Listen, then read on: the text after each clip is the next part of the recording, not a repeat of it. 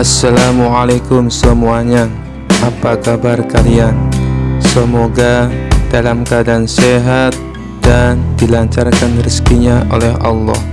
Amin ya robbal alamin.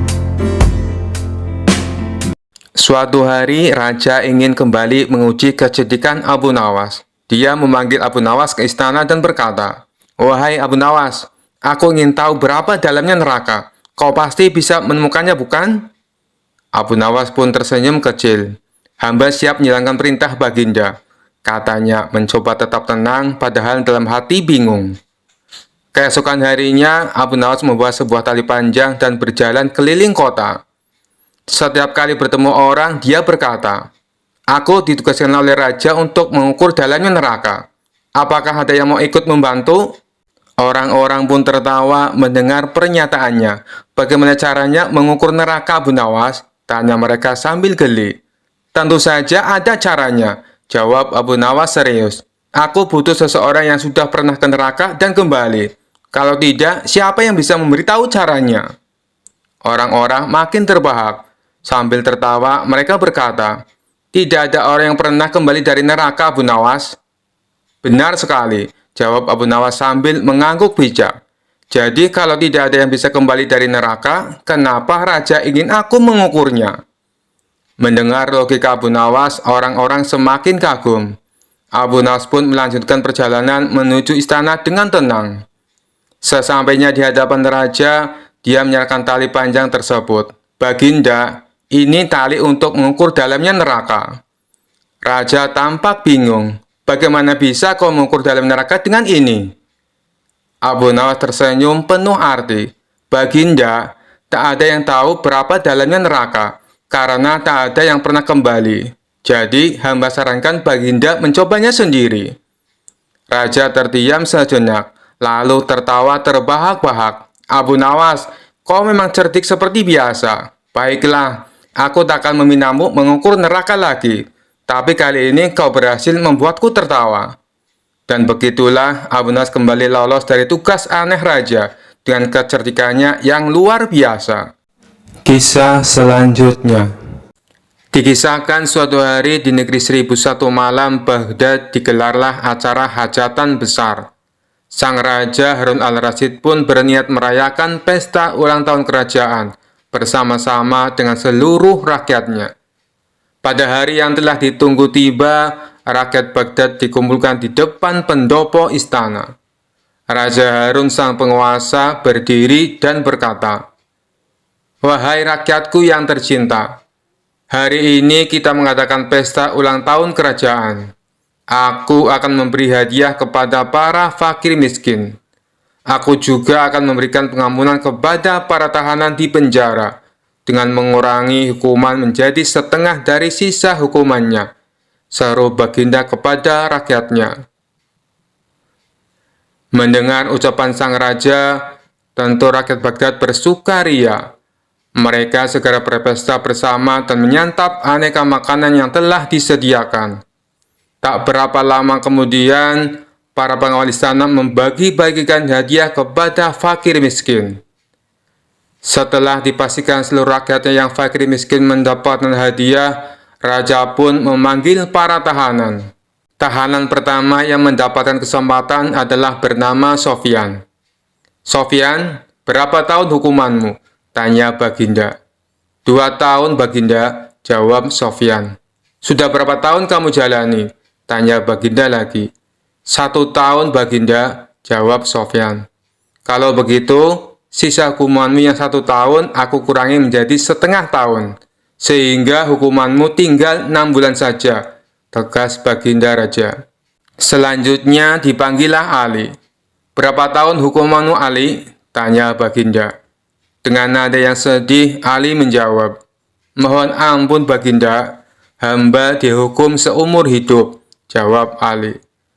Mendengar jawaban Ali tersebut, Baginda menjadi bingung harus menjawab apa untuk mengurangi hukuman Ali. Di tengah kebingungannya, raja yang terkenal bijaksana ini teringat dengan Abu Nawas. Akhirnya dipanggillah Abu Nawas. Tak berapa lama kemudian, Abu Nawas yang turut serta dalam pesta ulang tahun kerajaan menghampiri sang raja yang sedang kebingungan itu. Abu Nawas, aku ada masalah mengenai hadiah pengampunan bagi Ali. Dia dihukum seumur hidup, sedangkan aku berjanji akan memberikan pengampunan setengah dari sisa hukumannya. Padahal aku tidak tahu sampai umur berapa Ali akan hidup. Sekarang aku minta nasihatmu. Bagaimana caranya memberi pengampunan kepada Ali dari sisa hukumannya? Jelas baginda raja. Mendengar penuturan rajanya, Abu Nawas pun ikut bingung. Dia berpikir, apa bisa mengurangi umur seseorang, padahal dia sendiri tidak tahu sampai kapan umurnya. Hamba minta waktu baginda, ujar Abu Nawas. Mendengar permintaan Abu Nawas, raja pun akhirnya memberikan kesempatan kepada Abu Nawas untuk berpikir. Raja hanya memberi waktu sehari semalam saja, tidak boleh lebih. Jadi besok pagi Abu Nawas harus memberikan jawabannya. Sesampainya di rumah, Abu Nawas pun berpikir keras untuk menemukan pemecahan masalah tersebut. Dia tidak bisa tidur karena selalu kepikiran akan hal itu. Namun selang beberapa waktu, tampaklah senyuman di bibir Abu Nawas. Pertanda solusi telah ditemukan. Abu Nawas pun malam itu segera masuk ke kamar untuk tidur dengan nyenyak.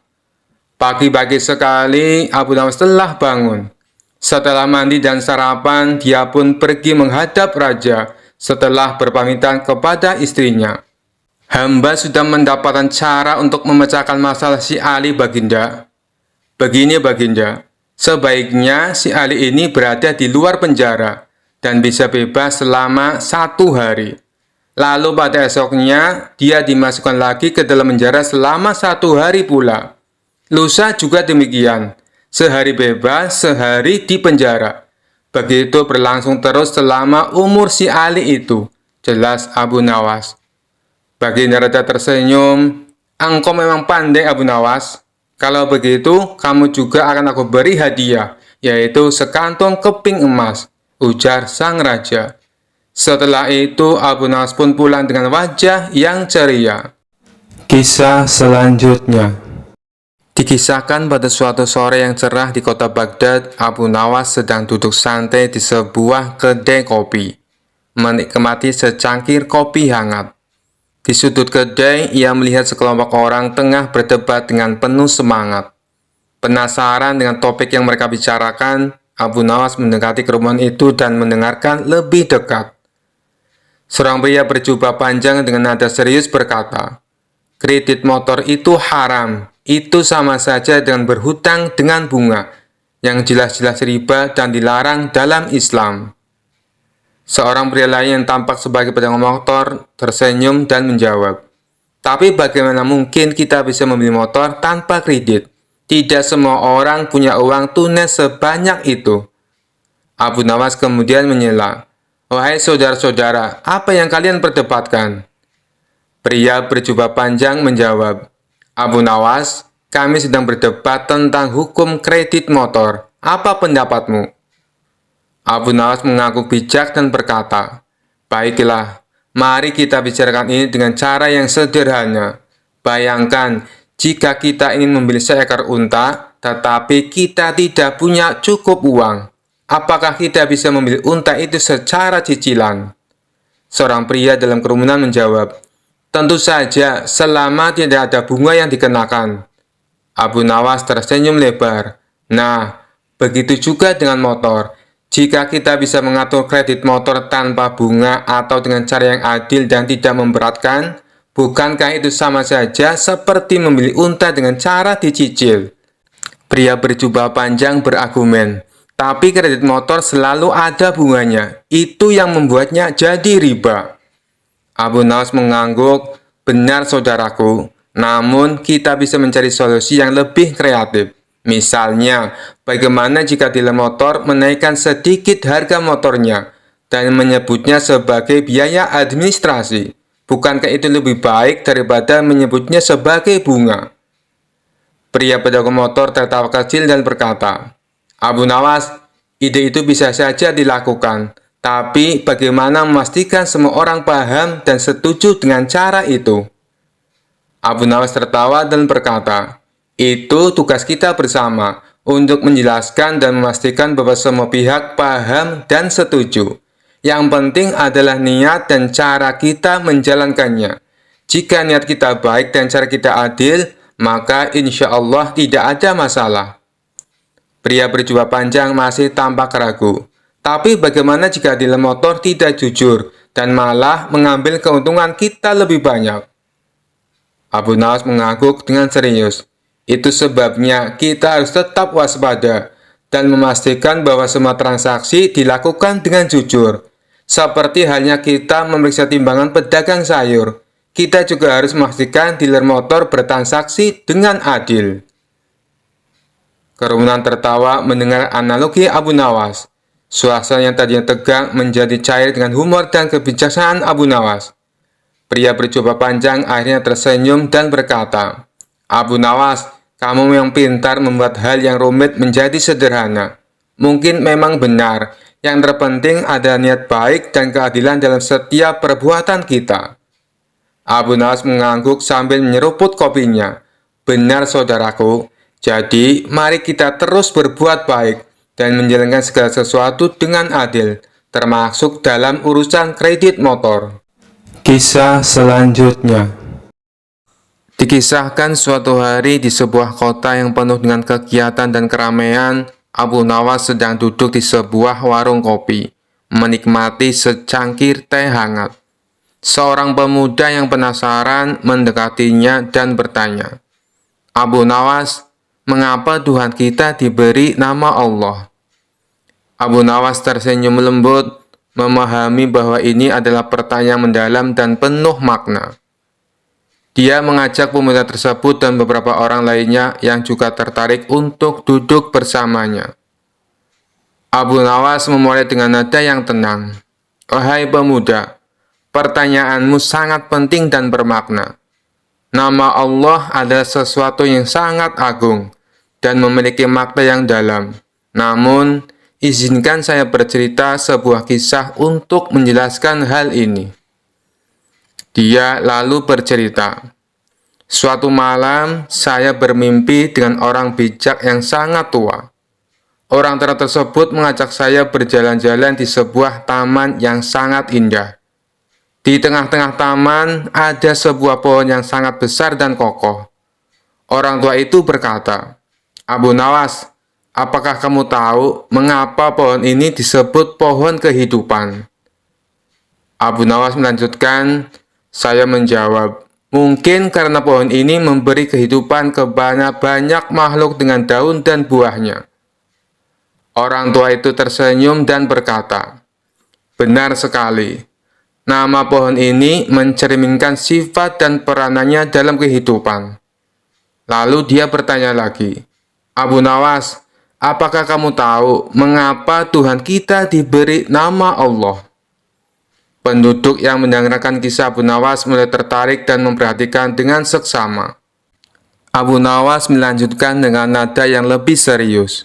Orang tua itu menjelaskan, nama Allah berasal dari akar kata dalam bahasa Arab yang berarti yang disembah atau yang maha tinggi. Nama ini mencerminkan sifat-sifat Tuhan yang Maha Esa, Maha Penyayang, Maha Kuasa, dan Maha Mengetahui. Allah adalah nama yang mencakup semua sifat-sifat agung dan sempurnanya." Seorang pendengar bertanya, "Jadi, apakah nama Allah itu istimewa karena mengandung semua sifat Tuhan?" Abu Nawas mengangguk. "Benar sekali. Nama Allah tidak hanya sekedar nama, tapi juga mengandung makna yang sangat mendalam. Itu adalah nama yang diucapkan dengan penuh hormat dan cinta oleh para nabi dan umat manusia sejak zaman dahulu. Nama ini mengingatkan kita akan kebesaran dan keesahan Tuhan yang menciptakan dan memelihara alam semesta." Pemuda yang bertanya awalnya kembali bertanya, "Bagaimana kita harus memandang nama Allah dalam kehidupan kita sehari-hari, Abu Nawas?" Abu Nawas menjawab dengan bijak, "Kita harus memandang nama Allah dengan rasa hormat dan rasa syukur. Setiap kali kita menyebut namanya, kita harus ingat akan kasih sayangnya dan kebesarannya, serta keadilannya. Kita harus berusaha untuk hidup sesuai dengan ajarannya, dan meneladani sifat-sifatnya yang penuh kasih dan bijaksana. Kerumunan penduduk merasa terharu dan bertepuk tangan, terkesan oleh kebijaksanaan dan kedalaman penjelasan Abu Nawas. Abu Nawas menutup dengan sebuah nasihat. Ingatlah sahabat-sahabatku, nama Allah adalah panggilan kita kepada Yang Maha Kuasa. Setiap kali kita menyebut namanya, kita mendekatkan diri kepadanya dan mengingat betapa besar kasih sayang dan rahmat-Nya. Semoga kita selalu diberkati dan dilindungi oleh-Nya. Kisah selanjutnya. Dikisahkan pada suatu pagi hari, Abu Nawas muda sedang duduk-duduk bersantai di teras rumahnya. Beberapa saat kemudian, datanglah seorang komandan dengan beberapa prajuritnya. Sang komandan bertanya, "Wahai anak muda, di manakah aku bisa menemukan tempat untuk bersenang-senang di daerah sekitar sini?" "Kalau tidak salah, di sebelah sana," jawab Abu Nawas. "Di manakah tempat itu?" tanya salah seorang prajurit dengan sifat yang tidak menghargai. "Pergilah ke arah sana, lurus tanpa belok-belok, maka kalian akan menjumpai tempat untuk bersenang-senang," jawab Abu Nawas. Rombongan tentara kerajaan itu akhirnya pergi juga menuju tempat yang sudah ditunjukkan oleh Abu Nawas. Setelah beberapa saat, kagetlah mereka semua, karena tempat yang mereka cari tidak ditemukan, kecuali hanya sebuah komplek kuburan yang sangat luas. Dan tentu saja hal itu membuat para tentara berang karena merasa telah ditipu oleh pemuda tersebut. Mereka pun kembali lagi ke tempat Abu Nawas. "Wahai anak muda, keluarlah engkau. Kenapa engkau berani sekali membohongi kami?" tanya sang komandan yang tidak tahu kalau yang diajak bicara itu sebenarnya adalah Abu Nawas, si penasehat kerajaan. "Siapakah engkau ini? Berani sekali membohongi kami," tanya salah seorang prajurit. "Aku adalah Abdi," jawab Abu Nawas. Komandan dan para prajurit merasa geram dan marah. "Prajurit, tangkap dia," seru komandan. "Engkau akan aku bawa ke panglima kami," kata komandan. Rupanya Abu Nawas hendak dihadapkan ke panglima kerajaan mereka. "Wahai panglima, kami telah menangkap seorang pembohong yang berani membohongi pasukan kerajaan," kata komandan. "Alangkah lancangnya si pemuda ini, karena sudah berani berbohong," lanjut komandan. Panglima bersikap biasa saja, malah dia bahkan memerintahkan kepada prajurit untuk melepaskan borgol yang ada pada tangan Abu Nawas. Komandan dan para prajurit terkejut dan merasa heran. Ada apa gerangan ini? Setelah itu, Panglima pun mendekati Abu Nawas dan berkata, "Tuan Abu, maafkan perbuatan anak buahku di sini ya," kata Panglima itu dengan sangat sopannya. Laki-laki gagah dan tampan itu memang sudah saling mengenal satu sama lain, karena mereka seringkali bertemu ketika sang khalifah mengundangnya ke istana. Betapa terkejutnya sang komandan dan para prajuritnya. Perasaan sombong dan congkak yang tadi menyelimuti mereka seakan berubah menjadi rasa takut. "Wahai Tuan Abu, sebenarnya kebohongan apa yang mereka sangkakan kepadamu?" tanya Panglima. "Wahai Panglima, mereka memintaku untuk menunjukkan tempat untuk bersenang-senang. Tentu saja aku tunjukkan kuburan, karena kuburan adalah tempat yang lebih baik bagi orang-orang yang taat kepada Allah. Di sana pula dia akan mendapatkan hidangan yang nikmat dari Allah, terbebas dari rasa fitnah dan kejahatan manusia dan makhluk lainnya," jawab Abu Nawas dengan tenangnya. Mendengar jawaban pemuda itu, segera saja komandan mendekati Abu Nawas dan berkata, "Maafkan hamba Tuanku Abu. Andai saja aku mengetahui bahwa Tuan adalah Tuan Abu, tentu kami tidak akan berani membawa Tuan ke hadapan Panglima," kata komandan lagi. "Wahai komandan, apakah aku telah membohongi kalian? Bukankah aku berkata benar? Aku adalah abdi, dan setiap orang adalah abdi Allah," termasuk kalian semuanya, kata Abu Nawas. Anda benar, tuanku, jawab komandan. Komandan dan prajurit yang telah menangkap Abu Nawas merasa malu jadinya. Kisah selanjutnya. Beberapa bulan belakangan ini, Baginda Raja terlihat sangat sibuk mengurusi segala permasalahan di negerinya, mulai dari masalah ekonomi, masalah pertahanan, dan keadilan untuk rakyatnya. Para pejabat istana yang sekiranya tidak becus bekerja langsung dipecat dan diganti dengan yang baru. Gebrakan Baginda Raja yang totalitas ini akhirnya membuahkan hasil. Ekonomi di negerinya menjadi stabil. Keadilan yang didapat rakyatnya juga memuaskan. Walhasil, negeri Baghdad pun menjadi makmur dan sejahtera. Setelah dirasa semuanya sudah beres, Baginda Raja pun merasa puas. Kemudian ia menyempatkan waktunya untuk menenangkan diri dari semua rutinitas. Dan tentu saja Abu Nawaslah sosok yang tepat untuk menghibur sang raja. Wahai pengawal, undang Abu Nawas ke istana. Aku ingin mengajaknya makan, titah Baginda Raja kepada pengawal istana. Singkat cerita, datanglah Abu Nawas dan menghadap sang raja. Wahai Abu Nawas, bagaimana kabarmu? Ayo silakan duduk, sambut Baginda Raja.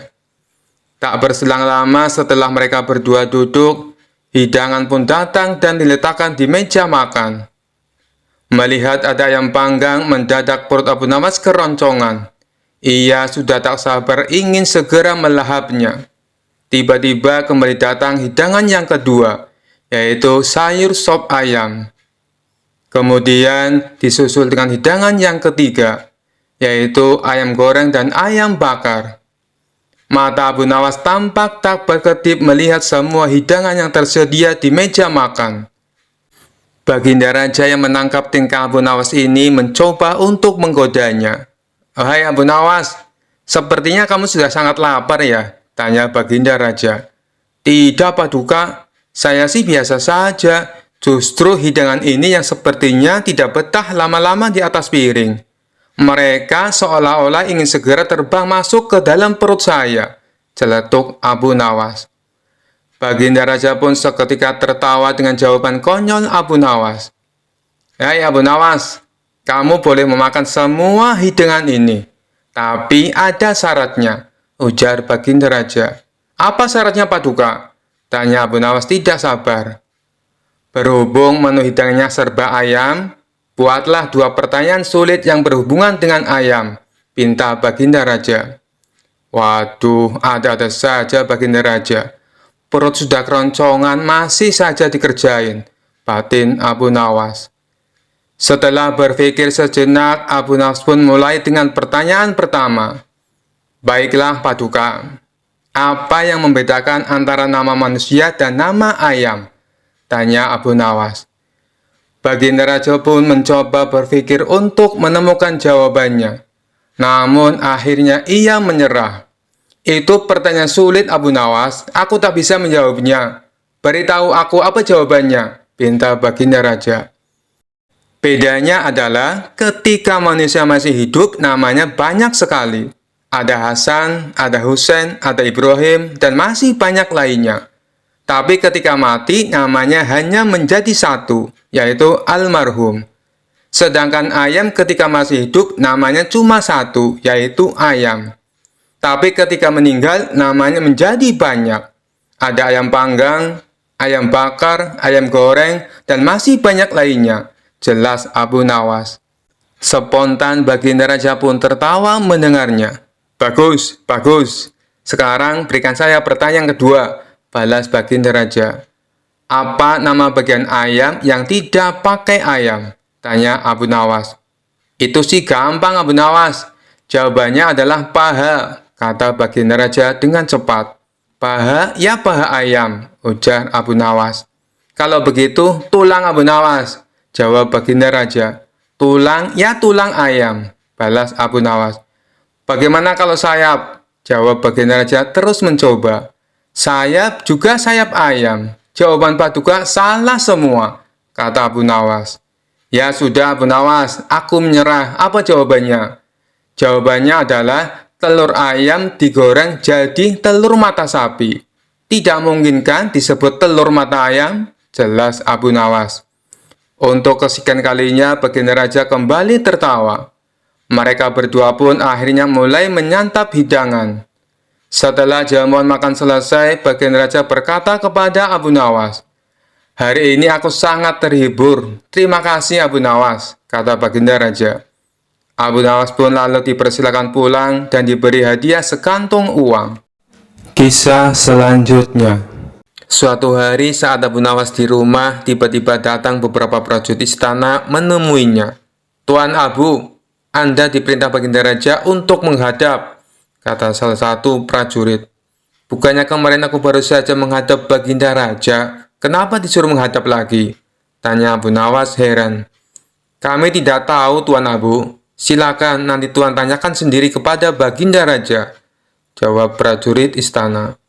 Singkat cerita, datanglah Abu Nawas ke istana menghadap baginda raja.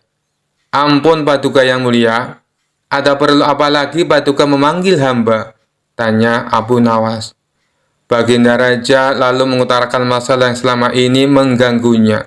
"Begini Abu Nawas, aku punya masalah yang cukup serius dan aku butuh bantuanmu," tutur baginda raja. "Memangnya masalah apa yang sedang Paduka hadapi? Kiranya apa yang bisa hamba bantu?" tanya Abu Nawas kembali. "Tadi pagi aku mendapat laporan Abu Nawas, ada saudagar kaya yang kikir. Jangankan untuk bersedekah, membayar zakat saja dia menolak," kata baginda raja menjelaskan. "Paduka ini kan seorang raja, panggil saja dia ke istana dan disuruh membayar zakat. Kalau dia menolak, masukkan saja ke penjara, pasti dia akan ketakutan," ucap Abu Nawas menyarankan.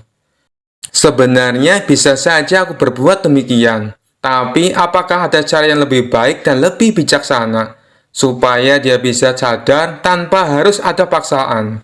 Aku yakin dia sebenarnya orang baik, karena sebelum menjadi saudagar kaya, dia rajin sedekah dan membayar zakat tepat pada waktunya," ujar baginda raja. "Baiklah Paduka, sebenarnya ini masalah mudah Paduka, tapi karena Paduka ingin cara yang lebih bijak, maka hamba butuh waktu 3 hari untuk memikirkannya," kata Abu Nawas. Kemudian Abu Nawas mohon diri untuk pulang ke rumah. Setibanya di rumah, dia terus berpikir mencari jalan keluar yang tepat. Padahal Abu Nawas sendiri ingin agar saudagar itu dipenjara saja. Saudagar itu memang terkenal sangat pelit. Bahkan para tetangga pun banyak yang membencinya. Tapi karena keinginan Abu Nawas tidak sejalan dengan pemikiran baginda raja, mau tidak mau harus menemukan cara lain yang sesuai perintah baginda raja. 3 hari berlalu, tibalah saatnya bagi Abu Nawas menghadap ke istana. Sesampainya di sana, Abu Nawas langsung dipersilakan menghadap baginda raja. "Bagaimana Abu Nawas? Apakah kamu sudah menemukan caranya?" tanya baginda raja. "Sudah Paduka, hamba sudah menemukan caranya," jawab Abu Nawas. "Bagus, berita aku sekarang caranya," pinta baginda raja. "Tapi hamba tidak yakin apakah Paduka akan bersedia melakukannya," timpal Abu Nawas. "Apa caranya? Katakan saja," ucap baginda raja mulai penasaran. "Caranya adalah hamba dan baginda raja harus menjadi pengemis. Lalu kita datangi rumah saudagar kaya itu. Kita berdua pura-pura mengemis kepadanya," papar Abu Nawas memberitahu.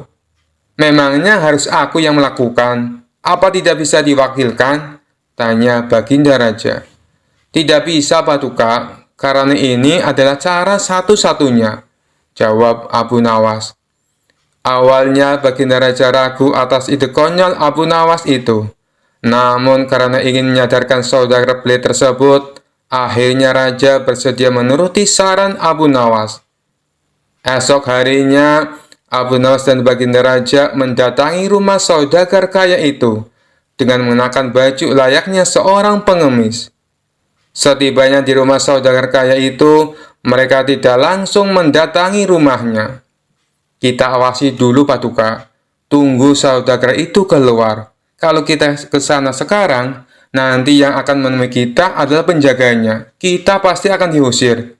Percuma kita ke sana, tapi tidak bisa menjumpai saudagar itu, tutur Abu Nawas. Setelah sekian lama menunggu, akhirnya saudagar kaya itu keluar dan duduk di teras rumahnya. Tanpa menyia-nyiakan waktu, Abu Nawas segera mengajak baginda raja menghampiri saudagar kaya tersebut. Tuan, berilah kami sedekah, pinta Abu Nawas. Tidak ada, aku tidak punya uang raja, balas saudagar kaya itu dengan nada ketus. Apakah Tuan punya makanan? Kami lapar sekali, Tuan, tanya Abu Nawas. Tidak ada, sana pergi kalian, jawab saudagar tersebut mulai emosi. Baiklah kalau begitu, kami minta air putih saja Tuan, balas Abu Nawas. Kalian ini tuli atau gimana sih? Sudah aku bilang tidak punya apa-apa, sana pergi kalian, jangan ganggu aku, bentak saudagar kaya itu. Di saat itulah Abu Nawas memulai akal cerdiknya. Kasihan sekali kalau Tuan tidak punya apa-apa. Kenapa Tuan tidak ikut saja bersama kami? Kita mengemis bersama-sama Tuan, ajak Abu Nawas. Akibat perkataan Abu Nawas ini, saudagar kaya menjadi salah tingkah. Antara marah, tersinggung malu, bercampur aduk menjadi satu. Ia pun terdiam untuk beberapa saat. Tiba-tiba terlintas di benaknya ingatan masa lalu. Dahulu dia adalah orang miskin, tapi rajin bersedekah. Namun sekarang setelah kaya raya justru menjadi orang yang kikir. Wajahnya yang tadinya terlihat galak, kini malah tertunduk lesu. Bagaimana? Apakah Tuan memilih jadi orang miskin atau orang kaya? Kalau masih ingin jadi orang kaya, jangan lupa sedekah dan bayar zakat. Kalau tidak mau bersedekah, mengemis sajalah seperti kami, tutur Abu Nawas. Kemudian Abu Nawas menukil salah satu ayat Al-Quran tentang ancaman pedihnya siksa neraka bagi orang-orang yang enggan membayar zakat dan bersedekah.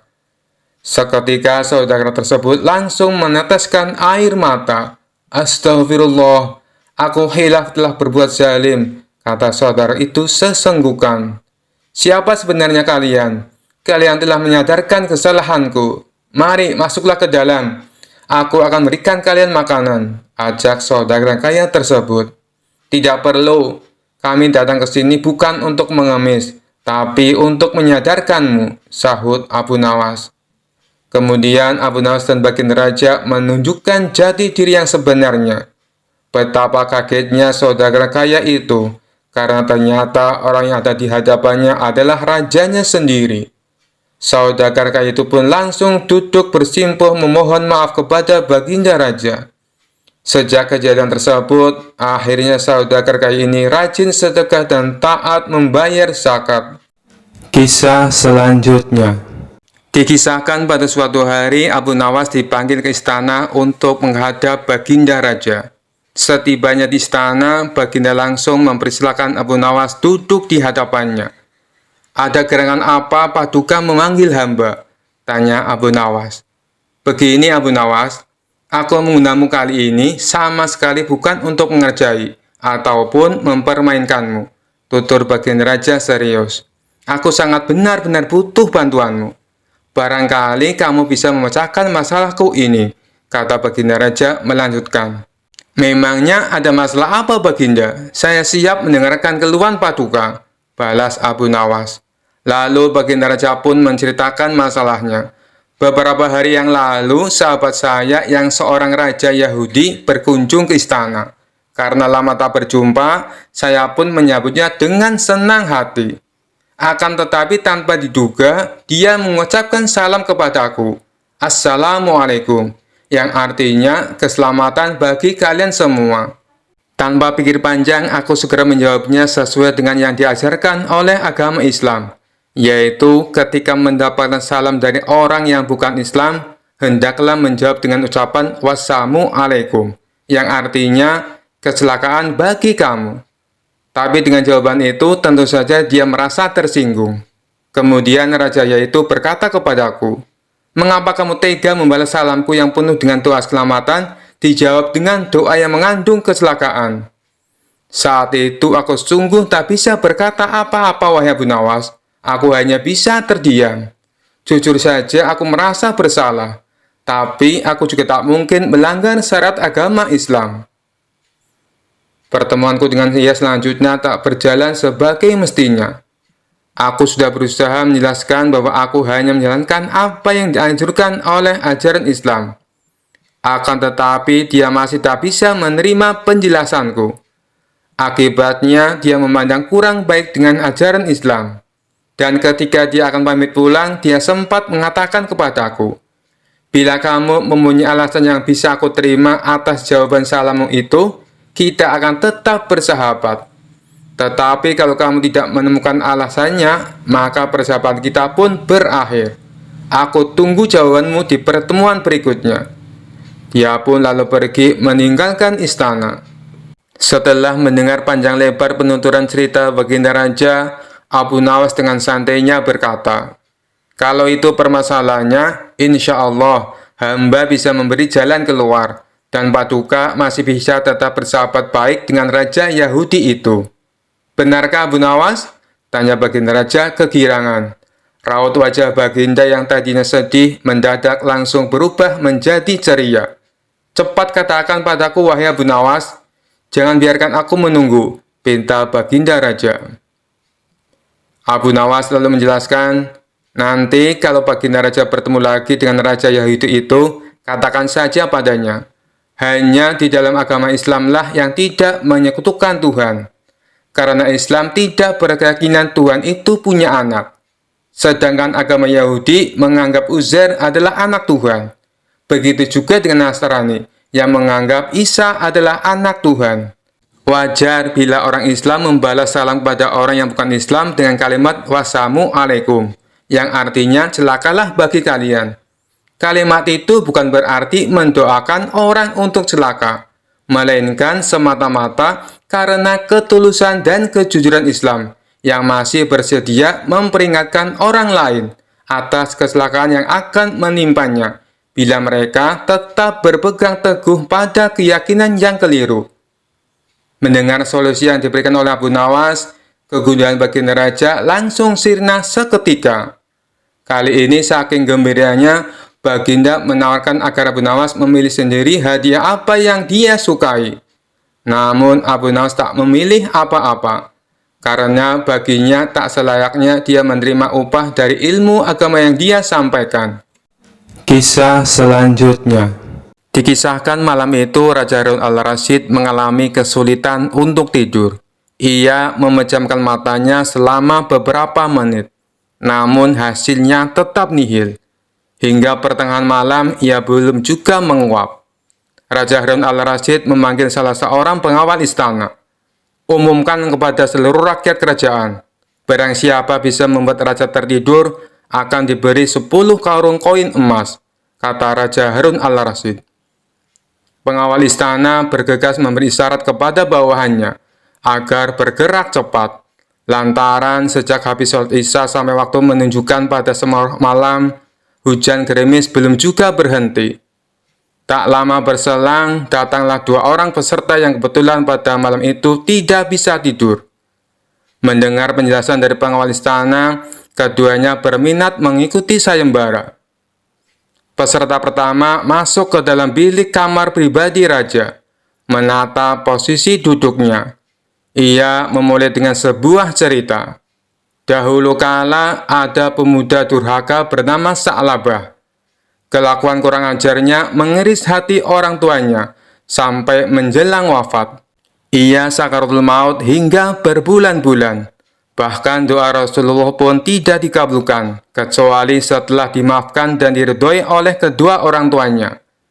Sampai cerita habis, Raja Harun al-Rasyid malah semakin sulit menguap, lantaran menyimak dengan runtut alur cerita yang menyayat hati tersebut. Karena dianggap gagal, peserta pertama dipersilakan pulang ke rumah.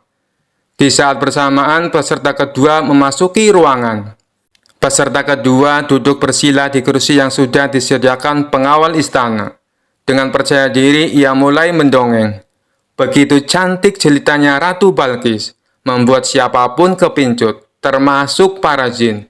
Namun sayang di balik kesempurnaan parasnya, Nabi Sulaiman alaihissalam mendengar kabar bahwa terdapat kutil kecil di betis sebelah kirinya. Penasaran dengan betis mulus Ratu Balkis yang digosipkan ada kutilnya, Raja Harun al-Rasyid semakin sulit tidur. Untuk yang kedua kalinya, peserta dipersilakan kembali ke rumah. Pusing 7 keliling dialami para pengawal istana, karena sang raja mereka tak kunjung bisa tidur. Di puncak kekesalan raja itulah Abu Nawas datang. Ia memberi hormat sambil menata posisi tempat duduknya. Setelah dipersilakan, Abu Nawas mulai berkisah. Baginda, dulu ada seekor raja semut yang kurang kerjaan. Ia masuk ke kuping sebelah kanan seorang yang sedang tidur. Keluar lagi, masuk lagi, keluar lagi. Kemudian masuk ke kuping kiri. Keluar lagi, masuk lagi, dan keluar lagi. Raja kesal mendengar kisah yang dituturkan oleh Abu Nawas. Monoton dan tidak menarik, sehingga membuatnya menguap 2 kali. Ia miringkan tubuhnya membelakangi Abu Nawas. Perlahan mulai mengatupkan kedua matanya dan mulai tertidur. Pagi harinya, Abu Nawas masuk lagi ke istana dengan mengendarai kereta kuda.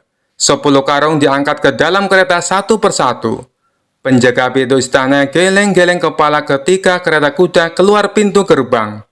Abu Nawas tidur pulas di atas tumpukan karung emas dengan suara mendekur agak keras. Kisah selanjutnya. Dikisahkan Abu Nawas membuat kesalahan sangat serius. Kesalahannya adalah sering datang ke berbagai tempat dan meneriakan khotbah yang sama. Dalam khotbahnya, Abu Nawas selalu menyebut para ahli ilmu yaitu ulama sebagai orang bodoh. Tentu saja khotbah ini dianggap mengganggu ketertiban masyarakat karena telah mencela para ulama. Akibat perbuatan Abu Nawas itu, para ulama sepakat mengadukannya kepada Baginda Raja. Mereka meminta supaya Abu Nawas diadili. Maka diadakanlah pengadilan, dan Abu Nawas sebagai terdakwanya. Di ruang sidang tersebut sudah berkumpul beberapa ulama kota Baghdad. Mereka menuntut supaya Abu Nawas dihukum. Hai Abu Nawas, benarkah engkau berkata kalau para ahli ilmu adalah orang bodoh? Tanya Baginda Raja. Benar Paduka yang mulia, jawab Abu Nawas dengan singkat. Apa alasanmu berbuat demikian? Tanya Baginda Raja lagi. Sebelum menjawabnya, izinkan terlebih dahulu hamba meminta beberapa kertas dan pena, lalu bagikan kepada semua para ahli ilmu yang ada di ruang sidang ini, pinta Abu Nawas. Setelah masing-masing ulama mendapat kertas dan pena, Abu Nawas kemudian kembali berkata, Aku meminta kepada kalian semua para ahli ilmu untuk menulis jawaban pada kertas atas pertanyaan yang akan aku ajukan. Pertanyaannya adalah, apa yang dimaksud dengan roti? Ucap Abu Nawas. Mendengar pertanyaan remeh-temeh tersebut, salah satu dari ulama berkata, Apa maksud pertanyaan itu, wahai Abu Nawas? Ini tidak ada kaitannya dengan kasusmu. Abu Nawas membalas, Silakan dijawab saja. Nanti Anda akan tahu. Setelah masing-masing ulama menuliskan jawabannya pada kertas tersebut, lalu dikumpulkan kepada Baginda Raja. Baginda Raja pun membaca satu demi satu kertas yang berisi jawaban itu. Ulama pertama menjawab roti adalah sebuah makanan. Ulama kedua menjawab roti adalah karunia dari Tuhan. Ulama ketiga menjawab roti adalah terigu yang sudah dimasak. Ulama keempat menjawab roti adalah makanan yang bergizi. Intinya masing-masing ulama mempunyai jawaban yang berbeda-beda, tergantung pemaknaan mereka akan sebuah roti. Setelah membaca semua jawaban itu, Abu Nawas berkata kepada Baginda Raja dan semua ulama yang ada di ruang sidang, Kalian semua adalah para ahli ilmu, tapi tidak ada satupun yang mempunyai jawaban sama tentang roti.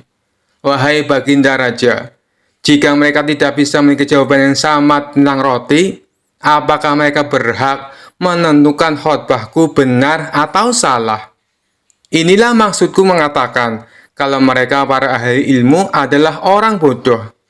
Dapatkah Baginda mempercayakan keputusan atau penilaian kepada orang-orang seperti ini? Bukankah terasa lucu bila mereka tidak sepakat akan sesuatu yang dimakan setiap hari, tetapi mereka dengan mudahnya sepakat menilai kalau khotbahku adalah salah, beber Abu Nawas. Mendengar hal itu, Baginda Raja justru menjadi kagum dengan cara berpikir Abu Nawas. Dia lantas dibebaskan dari tuntutan. Kisah selanjutnya. Pada suatu ketika negeri Baghdad sedang mengalami masa paceklik. Pertanian banyak yang gagal dan pasar sepi pembeli. Tentu saja kondisi ini sangat memengaruhi rakyatnya.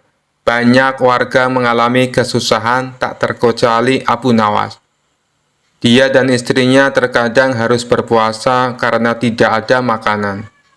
Suatu ketika Abu Nawas berjalan-jalan di pasar untuk menghilangkan rasa jenuhnya. Dan tiba-tiba Abu Nawas menemukan kantong hitam berisi uang.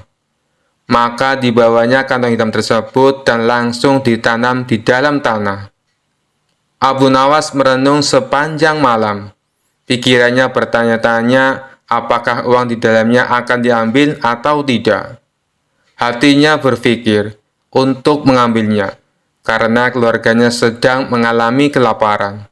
Namun Abu Nawas teringat terus bahwa memakan harta haram bisa mendapatkan siksa kubur di dunia dan di akhirat.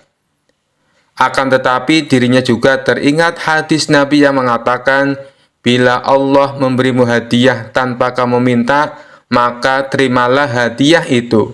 Jangan kamu tolak, kemudian infakkanlah harta itu. Ketika mengingat hadis tersebut, Abu Nawas berkata kepada dirinya sendiri, sungguhkah ini hadiah dari Allah? Dan hadiah itu bagi orang yang menemukan uang tersebut. Namun hal itu tidak menjadikan Abu Nawas membuka kantong temuannya, dan masih menunggu barangkali si pemiliknya akan datang. Hari pun berlalu, dan ketika Abu Nawas kembali berjalan-jalan di pasar, ia mendengar seorang saudagar lelaki kaya sedang mengumumkan bahwa kantongnya hilang. Wahai para penduduk Baghdad, barang siapa yang menemukan kantong hitam berisi uang 1000 dinar, maka kembalikanlah dengan jaminan dari Allah Subhanahu wa Ta'ala. Mendengar hal tersebut, lalu Abu Nawas mendekati lelaki tersebut dan berkata, wahai Tuan, negeri kami sedang mengalami masa paceklik. Banyak di antara kami yang hidup miskin. Seumpama uang Anda ditemukan oleh orang yang mengalami kesusahan, maukah Tuan memberikan sedikit uang secara halal? Ucap Abu Nawas. Berapa yang diinginkannya? Tanya lelaki saudagar kaya. 1/10-nya Tuan, jawab Abu Nawas. Saudagar itu dengan tegasnya dan berkata, aku tidak akan memberikannya sedikit pun.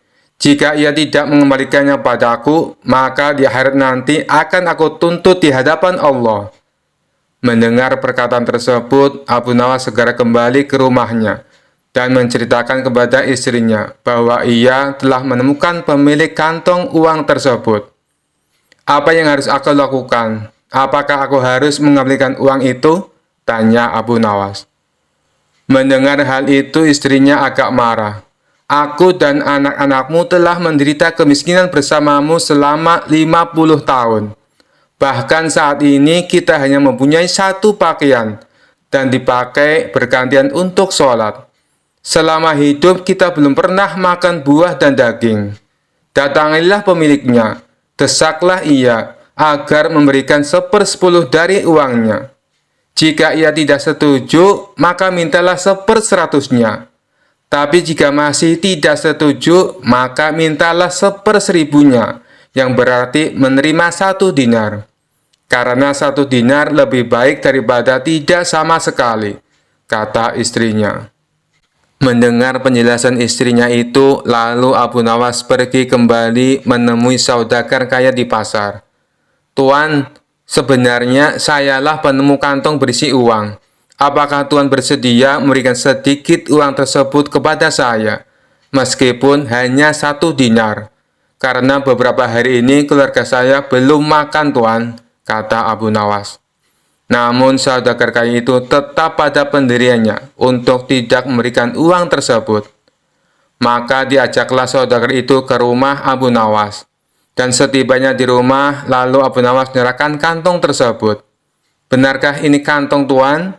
Tanya Abu Nawas. Ya, benar, jawab saudagar kaya. Kemudian lelaki tersebut membuka kantongnya dan menghitung jumlah uangnya. Dan jumlahnya masih tetap utuh, yaitu 1.000 dinar. Lalu saudagar kaya itu pamit pulang kepada Abu Nawas.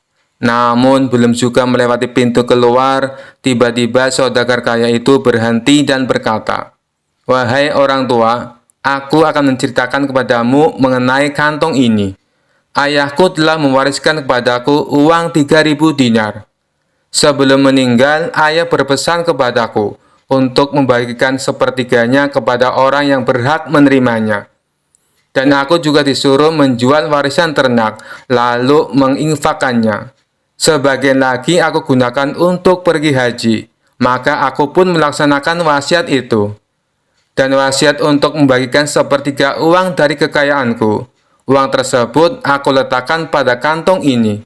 Lalu aku pergi ke kota Baghdad untuk mencari orang yang benar-benar miskin. Namun aku tidak menemukan seorang pun yang lebih berhak daripada Anda. Maka ambillah uang di kantong ini. Semoga Allah memberkahimu," kata saudagar lelaki kaya tersebut. Mendengar hal itu, Abu Nawas pun bersyukur kepada Allah. Kesabaran dan kejujurannya saat menemukan uang tersebut ternyata mendapat jalan lain dari Allah Subhanahu wa Ta'ala. Kisah selanjutnya. Dikisahkan Abu Nawas pada suatu hari pergi ke luar kota. Ia hendak menemui sahabatnya di negeri seberang. Kedatangan Abu Nawas pun disambut hangat sang sahabat. "Wahai sahabatku, bagaimana kabarmu?" tanya Abu Nawas. "Alhamdulillah, aku sehat walafiat. Mari silakan masuk Abu Nawas," sambut kawannya. Setelah lama berbincang-bincang, kemudian sahabatnya ini mengajak Abu Nawas untuk jalan-jalan. "Ayolah kita jalan-jalan. Aku juga ingin mencari udara segar," kata Abu Nawas. Mereka berdua lantas jalan-jalan menyusuri kota tersebut. "Di kota ini sekarang ramai, Abu Nawas. Tidak seperti dulu waktu kamu ke sini," ujar sang sahabat. "Kamu benar, banyak sekali perubahan. Suasana di kotamu sekarang menjadi ramai sekali," ucap Abu Nawas. Akhirnya sampailah mereka di sebuah pasar burung. Di sana Abu Nawas melihat ada seekor burung dijual dengan harga yang cukup mahal. Dalam hati ia berkata, "Beruntung sekali penjualnya. Burung sekecil itu bisa laku dengan harga mahal." Guna memastikannya, Abu Nawas lalu mendatangi si pembeli. "Hai kawan, berapa harganya?" tanya dia. "Saya membelinya 100 dinar," jawab orang tersebut. "Kau beli 100 dinar untuk burung sekecil itu? Apa tidak menyesal?" tanya Abu Nawas lagi. "Ya tidaklah, menurutku harga segitu sudah layak," balas orang tersebut. "Aneh sekali. Apa mungkin di kota ini hewan-hewan harganya mahal?" pikir Abu Nawas. Setelah selesai jalan-jalan, Abu Nawas pamit pulang kepada sahabatnya. Sesampainya di rumah, dia terus memikirkan kejadian yang dilihat di pasar burung. "Aku tidak habis pikir, kenapa burung sekecil itu bisa laku dengan harga yang mahal. Oh iya, bukankah aku punya seekor ayam? Kalau aku jual di sana, pasti harganya akan mahal. Karena ayamku tubuhnya lebih besar dan lebih banyak dagingnya," pikir Abu Nawas. Keesokan harinya, Abu Nawas kembali berangkat menuju kota sahabatnya dengan membawa seekor ayam. Kali ini ia tidak mampir ke rumah sang sahabat, melainkan langsung menuju pasar hewan. Setibanya di sana, Abu Nawas menawarkan ayamnya kepada orang-orang dengan harga 200 dinar. "Berapa harganya, Tuan?" tanya salah satu pembeli. "Murah, kawan, hanya 200 dinar," jelas Abu Nawas. Si pembeli tentu saja kaget mendengarnya. Ia pun langsung meninggalkan Abu Nawas tanpa menawarnya. Sampai waktu menjelang siang, ayam Abu Nawas tidak kunjung laku. Tidak ada satupun yang berminat membeli ayam tersebut. Rata-rata mereka menawarnya hanya dengan harga 5 dinar. Hal ini membuat Abu Nawas kecewa, lalu meluapkan kekesalannya kepada orang-orang di pasar. Apa-apaan ini? Kemarin aku melihat ada seekor burung bisa laku 100 dinar. Tetapi ayam milikku yang begini indah dan ukuran jauh lebih besar ditawar hanya 5 dinar. Teriak Abu Nawas. Sontak orang-orang pun terkejut dengan teriakan Abu Nawas. Ada apa tuan? Jangan teriak-teriak seperti itu, nanti orang-orang ketakutan, ujar salah satu warga. Kebetulan sahabat Abu Nawas melintas di tempat itu. Ia pun segera menghampirinya. Tenanglah Abu Nawas, ada apa ini? Tanya sahabatnya. Kemarin waktu kita jalan-jalan ke pasar ini, aku melihat ada seekor burung kecil laku dengan harga 100 dinar. Tapi kenapa ayamku yang indah dan besar ini malah hanya ditawar 5 dinar? Ini kan aneh, ucap Abu Nawas. Oh, burung yang kemarin itu, kamu salah paham Abu Nawas.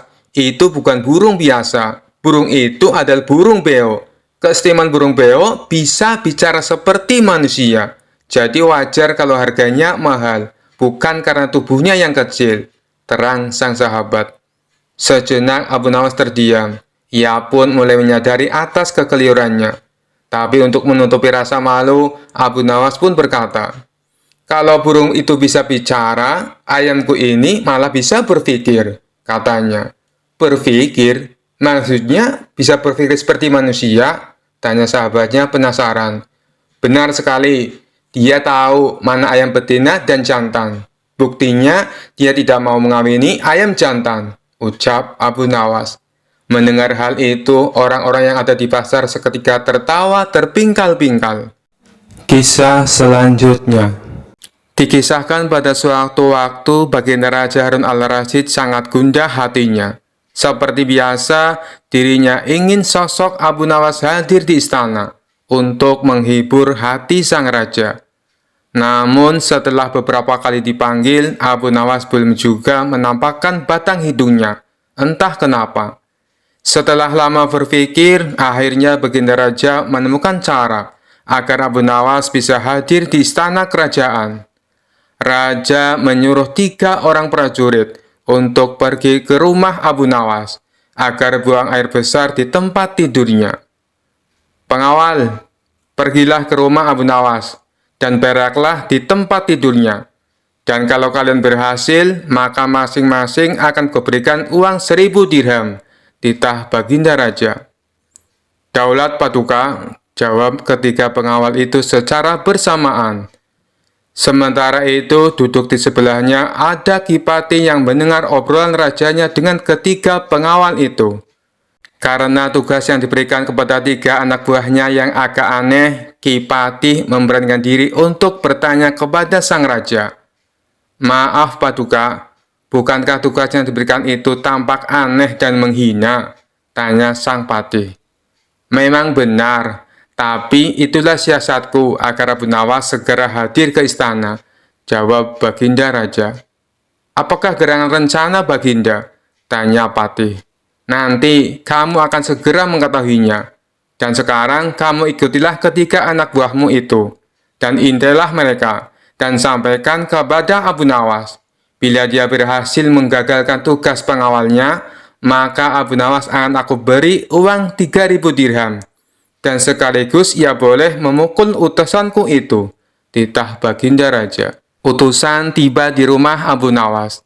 Dengan perasaan yang masih bingung, sang patih segera melaksanakan perintah raja.